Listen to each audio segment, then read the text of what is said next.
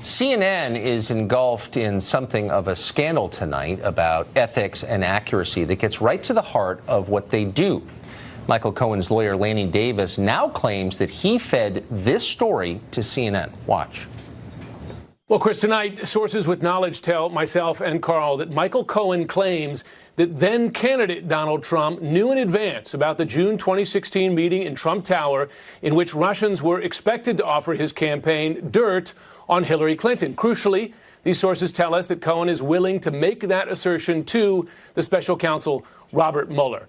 I should say that contacted by CNN, one of Cohen's attorneys, that is Lanny Davis, he declined to comment. And of course, Chris, I know you're speaking to Rudy Giuliani, the president's attorney, and I'll leave his response to you. So on July 26, CNN said with a straight face that Lanny Davis did not comment on the story. That was a lie. Not only did he comment, he was a main source. He admits that now. He also says that he can't actually corroborate most of the story. You said that Michael Cohen was present for a meeting with then-candidate Trump and his son Don Jr. about the Trump Tower meeting. This is obviously an incredibly important issue.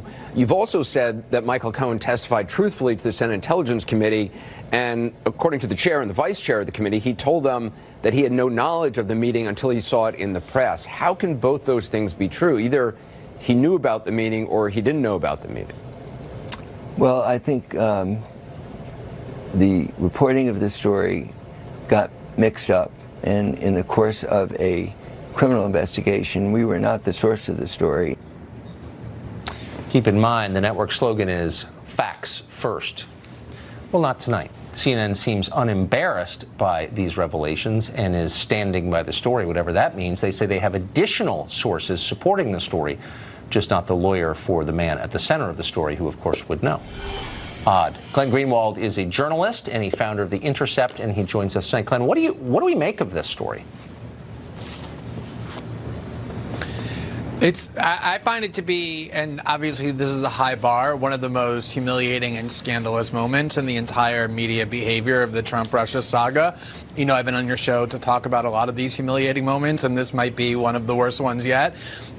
Keep in mind that in addition to all the facts that you just said, what's so crucial about this is that after Lanny Davis went on CNN with Anderson Cooper, and to Anderson Cooper's shock, admitted that everything CNN had been breathlessly hyping is true, was actually false, namely that Michael Cohen was there when Trump learned about the Trump Tower meeting in advance. The Washington Post and the New York Post listened to that and they said, wait a minute, we independently confirmed CNN stories based on an anonymous source, and our anonymous source was Lanny Davis, who's now saying the whole thing is false. So they did what they had to do and what they should have done, which is they retracted the story. They outed their own source. They said our anonymous source is Lanny Davis, and we now retract it because he says it's false. CNN couldn't do that because they lied to the entire world. They said, as you just played, that they tried to get a hold of Lanny Davis and he refused to comment, when in fact, of course, Lanny Davis was also their source, and they don't want to admit that they lied to the world, so they can't retract the story. And they can't admit they lied, so they're just continuing to stick to what everybody knows is a lie, but not many people care because people think, a lot of people anyway, that it was done for the right political agenda. So, I mean, it seems kind of stunning that they could continue to claim that they're not retracting. I mean, there is a pretext for not retracting it, according to them, which is that they have other sources who are telling them that this happened. But wouldn't Lanny Davis, as the personal attorney of the man at the center of the story, wouldn't he kind of be the most basic of all sources? I mean, it makes no sense, right? I mean, theoretically, it's possible, I guess, like in the most theoretical sense, that Michael Cohen is telling, you know, Carl Bernstein or Wolf Blitzer or whoever on the side something that he's then having his lawyer go and deny, which is, oh no, I do have dirt on Trump and I'm going to tell it to Robert Mueller, and then having his lawyer go and deny that. I guess it's theoretically true, but of course that didn't happen. What other sources could CNN possibly have, given what the claim is? The claim is Michael Cohen intends to go and tell Robert Mueller that he was there when Trump got advance knowledge of the Trump Tower meeting. If Lanny Davis is saying his own client has denied that under oath to Congress twice, both last year and then again after the CNN meeting, how could any other source possibly be in a position to dispute that? It's ludicrous, the entire posture of CNN.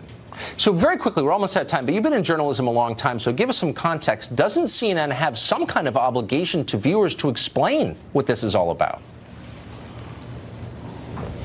That, to me, is the real issue. Journalists rightly demand transparency from powerful institutions. That's our job. Yes. But how can CNN have any credibility to do that when you call them and ask them what happened here, as I did and everyone else did, and they say, talk to our PR spokesperson, who then refuses to answer any questions? They have zero credibility if they don't provide transparency themselves. Amen. That is the standard. I hope we can all live up to it. Glenn Greenwald, thank you very much for that. It looks like Hillary Clinton's illegal private email server was, brace yourself for the